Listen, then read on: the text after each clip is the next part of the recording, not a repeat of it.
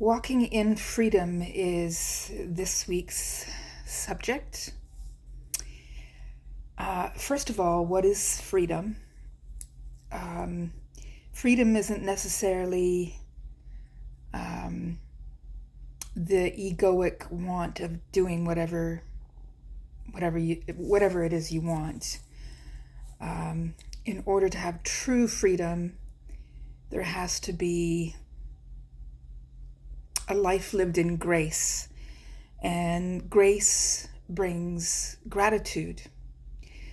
In gratitude, we are thankful that we are intrinsically cared about, that God loves us, that the universe will take care of us, that Mother Gaia has everything we need to survive. And so in that grace, we have gratitude. And in that gratitude, it invites a life where we want to bring forth the best of ourselves, where we want to bring forth all of our gifts and live life as who we are, which is love, which is to respond to life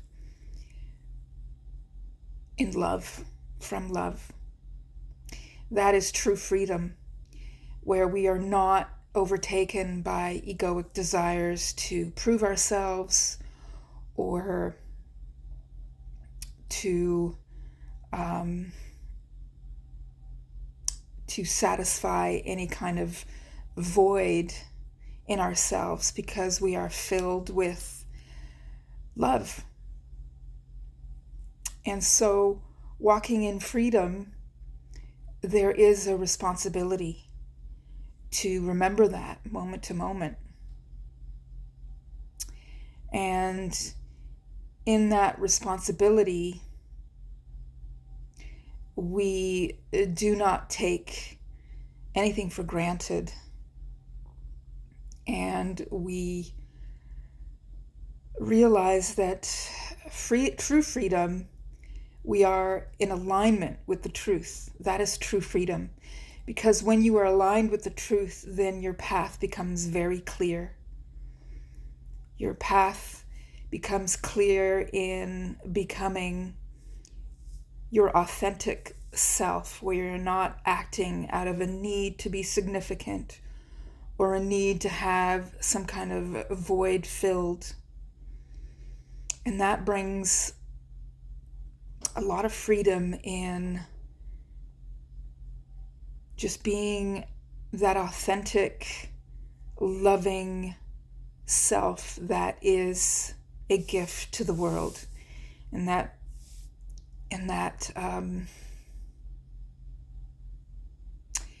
gets you in a place where you're more likely to be able to give your gift, because otherwise,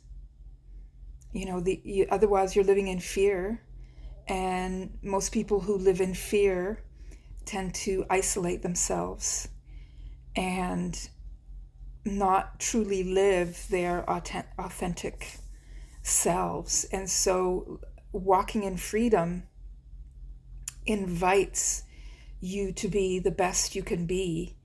And in so doing, you will be an example for other people. And walking in freedom keeps you rooted in knowing that you are loved and you are love. And so your actions become clear and your path becomes clear, and therefore you tend to live your purpose. And that is how you can walk in freedom.